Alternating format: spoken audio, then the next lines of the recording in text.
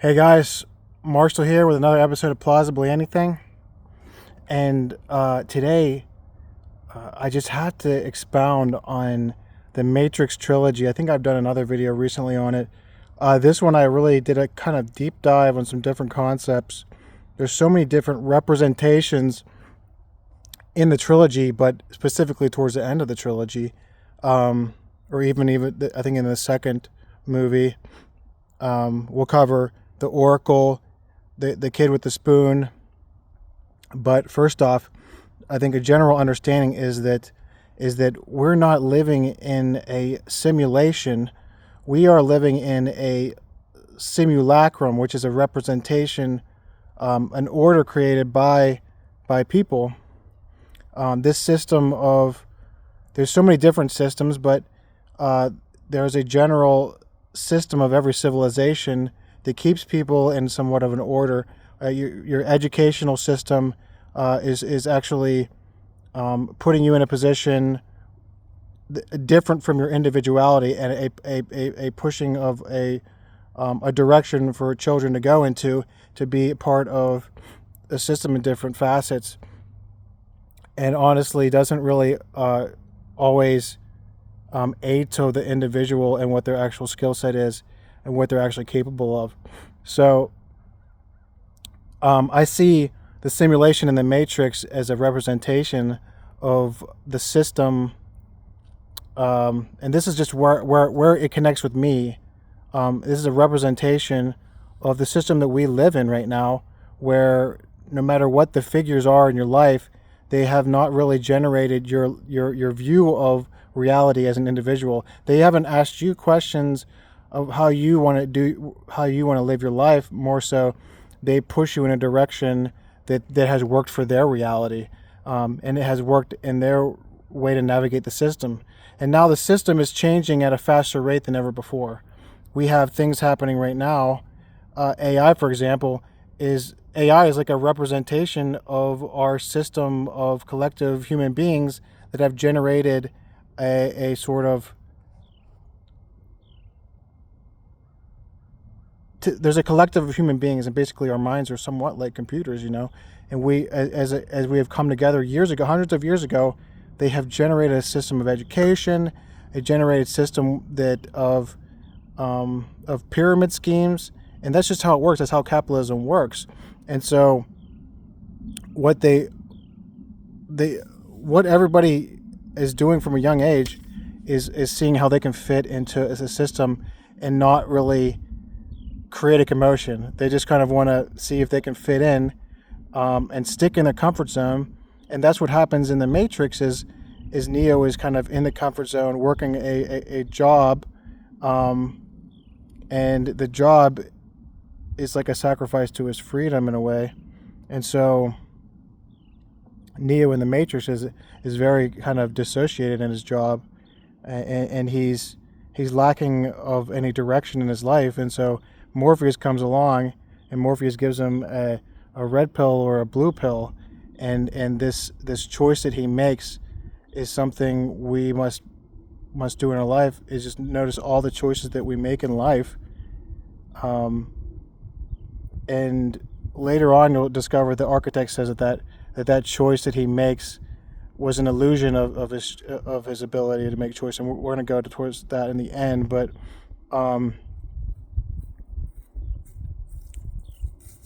as a lot of people are guided through this sort of capitalist system, there is this kind of illusion of choice of what your profession is going to be, as you were kind of guided that way your whole life into that profession. Most of the time, the people that generate some sort of early onset capabilities of entrepreneurship are able to sort of create systems of themselves. Jeff Bezos, other great minds have all these the richest people have created a system, paved the way, and from an early age. I wish I would have been trying to do that myself, but nobody gives you the confidence. You have to sort of develop that through introspection to be, and a lot of times, the parents don't even believe that you're capable of doing that. They don't believe that. because they weren't able to create their own system in their life. But you look at Elon Musk creating a system of electric vehicles that everybody said that wasn't possible to do. There was no way for you to generate enough power. He totally proved everybody wrong. Jeff Bezos started from his garage just sending things around, and all of a sudden he developed this elaborate system of shipping all over the world. And so in our system's even changing more and more. Our financial system is changing right now. And what people are going to school for, whether they don't have a lack of understanding of the financial system changing, or they don't even understand that their job in the future is going to possibly not even be there. And so I didn't even realize before in my life that I was actually on the right track when I was trying to do coaching of self-development. Even I wanted to be some sort of a romance counselor or something, or a motivator for people to use my energy in a way to sort of guide people to go after the things that they want in life, a bit of a freedom. And so I'm in this early stage of seeing if I can create a system where I can create freedom similar to how Neo was creating freedom for himself. That's how it starts, is creating a freedom for yourself, and then you can show other people. So you have to be able to coach yourself first in that facet. But the financial system even being changed by Bitcoin, people that were early into these changes, or even were paving the road for these changes, were the ones that made massive amounts of money. These people were able to either start the trend or adapt to the trend very quickly, and that is the way that you can actually use the system to your advantage. If you're, for example, another example is streaming video games. At one point in time, early streamers, the ones that were the first in to create audiences, did the best, and they weren't spectacular people necessarily. They were the ones that were able to create an audience quicker. They were actually they were in the field 5 years before it exploded. So they just believed in themselves, believed in a smaller system that wasn't exactly adopted yet, and they paved the road for a lot of success. But let's get back to the Matrix here, because there's a lot of different things that happen in the Matrix. Neo was not truthful to his identity. He was just kind of going through the motions through his life. He was in somewhat of a mental enslavement, and actually the Matrix is actually a representation of mental enslavement by computers. The great architect being basically the generator of the Matrix. And so instead of Neo seeing the world through his own eyes, he was always looking for the system collective. That's what we do. Instead of seeing us the potential of us as an individual, we look for the environment to tell us what to do, whether it's as a young man. And so that flip to like Neo did, and he took the pill, and he ended up being in training, and basically Morpheus is somebody like what I would like to be, and I want to show people to change their belief systems so that they can see that they can change their reality around them if they change what they believe in themselves.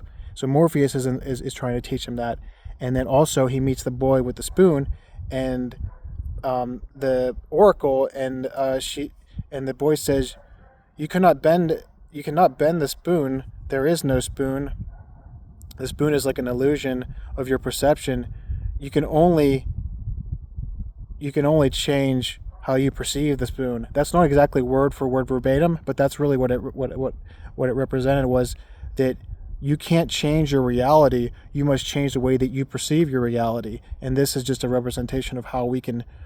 There's so much here that we can embody in our lives, and so when Neo takes this pill, it's a tough pill to swallow, really, because he comes into out of this mental enslavement where the computers are using his their bodies to. They're like in a deep sleep, in traps and capsules, and he gets woken out of it, and Morpheus and them bring him into this different life, and it's not a pretty sight. He's eating this slop. He's eating this slop and this food, and it's kind of like a representation of, going against what is so comforting in life and going towards the discomfort and seeing how you can grow. And so he's eating this slop and learning these new things, and learning that his life was like a lie. It was all set out for him, and he was just reacting to this life. And he's still going through this process, and he's still kind of creating this adopting of these beliefs to change his whole physiology and embody them. And in fact, he talks to the Oracle, and the Oracle doesn't tell Neo the truth. She gives him the methods to see beyond what is just who he is, and beyond the matrix. And there's some things like and on top of that, the ego must truly die for you to sort of relapse out of this cycle. And that's what happened to me. Is like I had an extremely traumatic thing happen to me, and my ego died, and this understanding of the world died with it. And so I can really resonate with that. And actually what happens in the movie is that Neo stops fighting, and he surrenders. And that's really what I think the Oracle kind of guided him towards, was just surrendering into his fate, or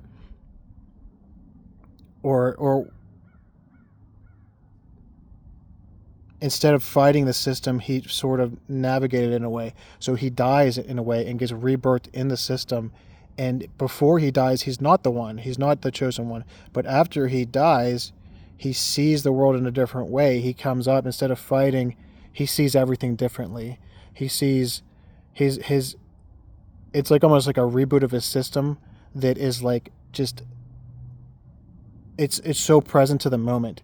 He's seeing everything going on in slow motion, and I see that as like a state flow. He's able to have that pure present mindedness, and that is like the most pure.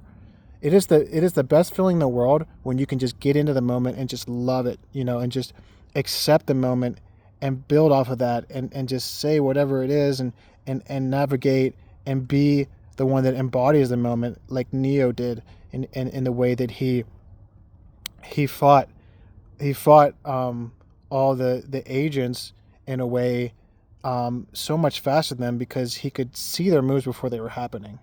He had this deep understanding of the Matrix by just letting go and surrendering.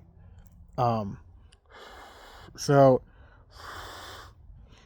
he was able to seek purpose over the pleasure, and that was like the food, and he sacrificed instead of pursued safety.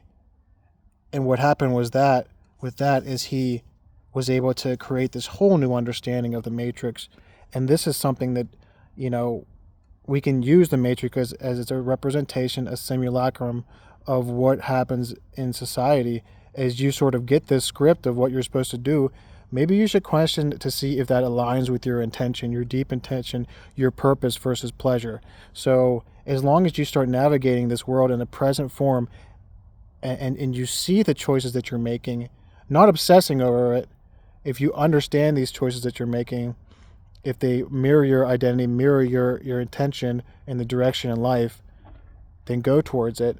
But also in real time, you have to be present with this. You can't go through your mind and also always circumnavigate things that happened in the past and the future. You have to be able to do this in real time, like Neo did whenever he woke up from his old perception of reality. This whole perception of seeking the comfort, seeking the pleasure, and instead stopping how he would react to the system, and he started being the one that is setting the tone.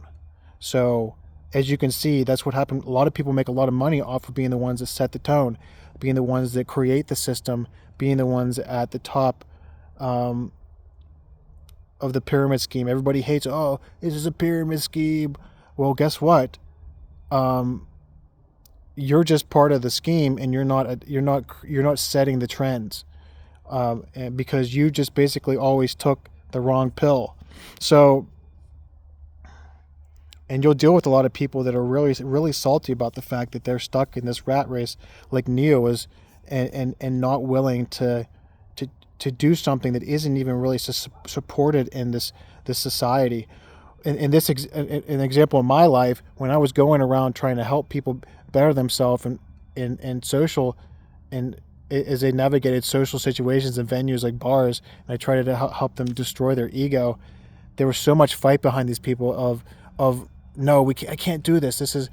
I don't want to be seen. They were so worried about how they were going to be perceived that they weren't even able to live.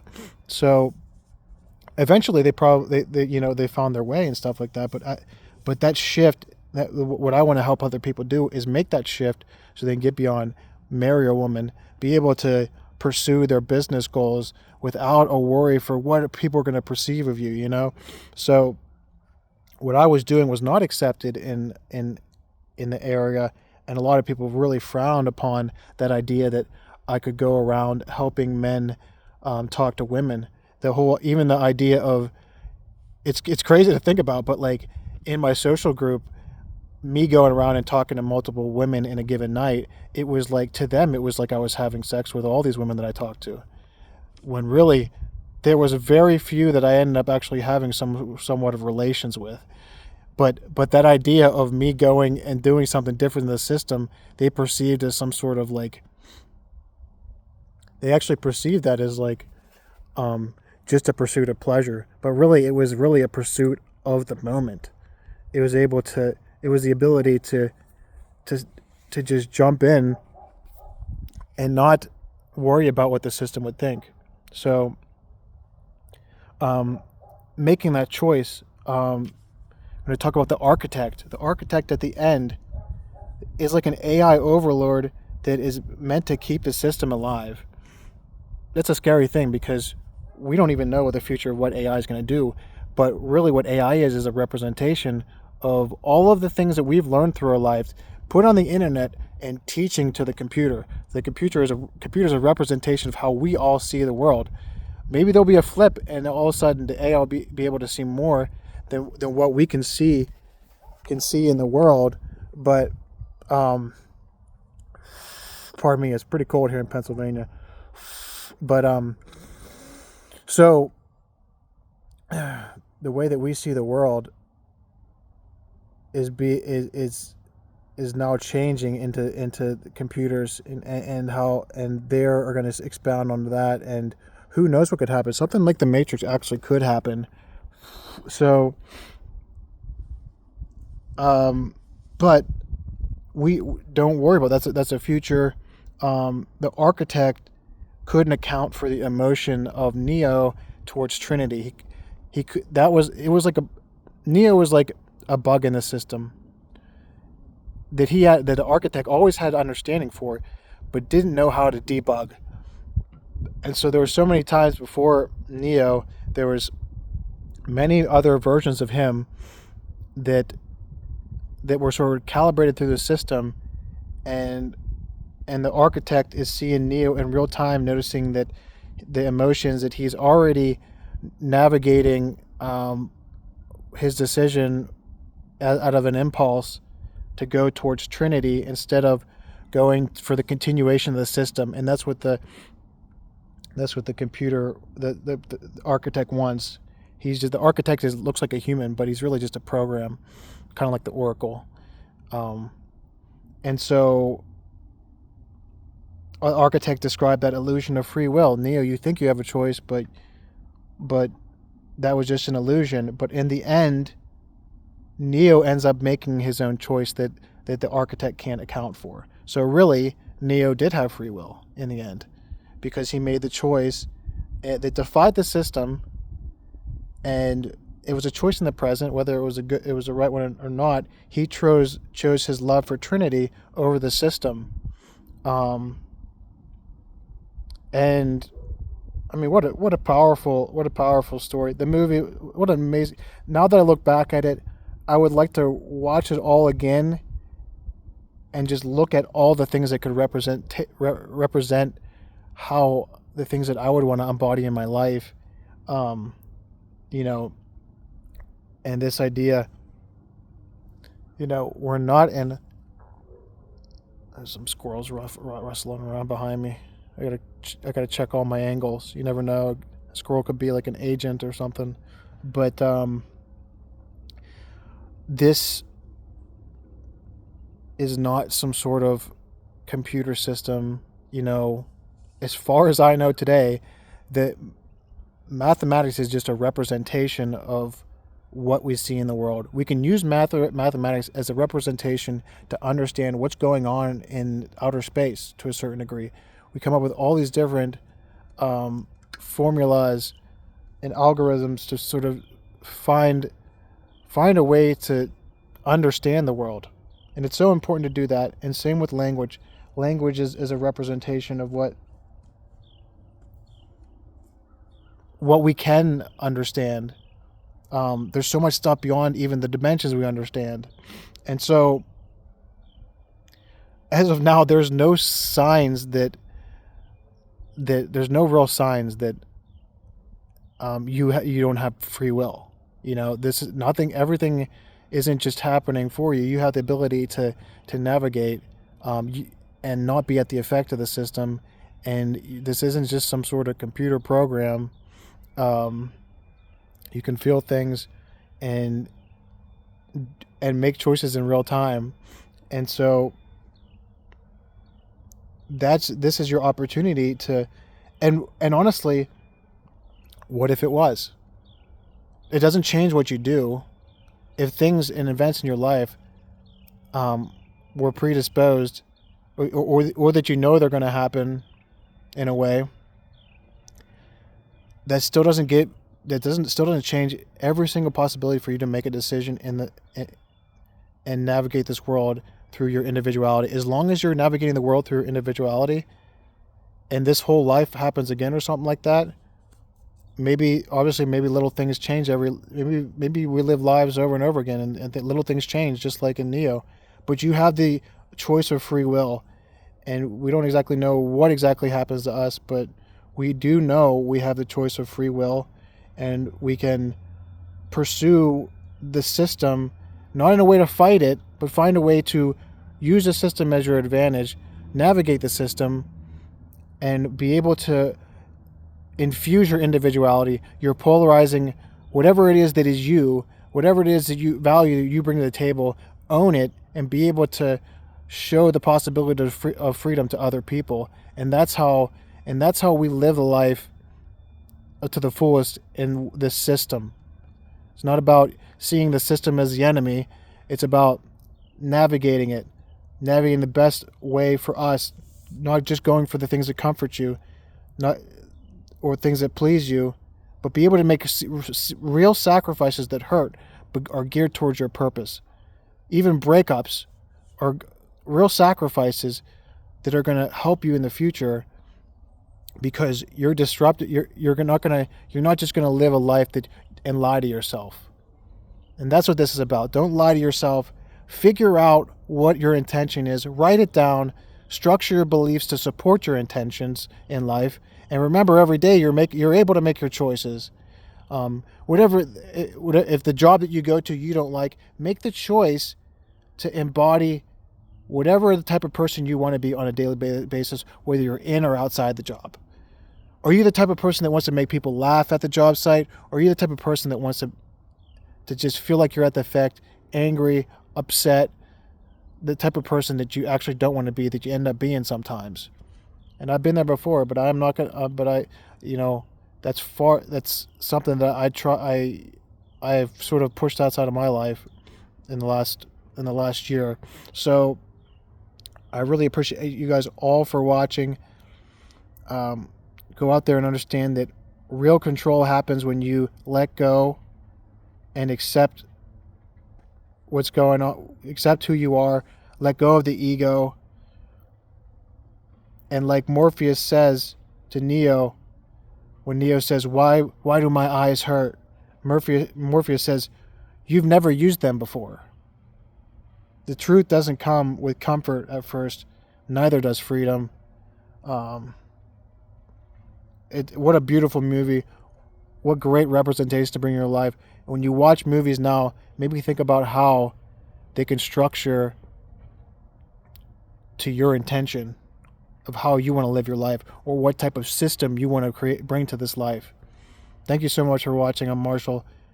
Love you all for making it this far, and I will see you guys soon.